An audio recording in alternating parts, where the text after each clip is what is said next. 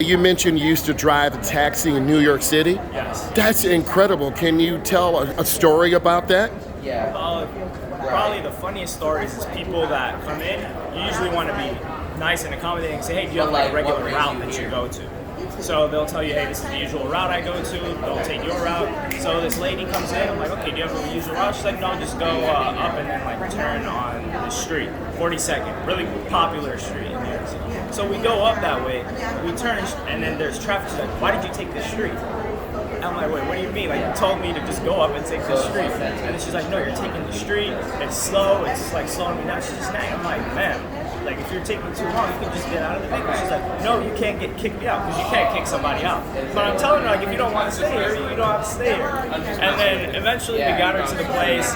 It was slightly an unpleasant experience, but that's one of the unpleasant experiences. There's a lot of crazy experiences when you work nights.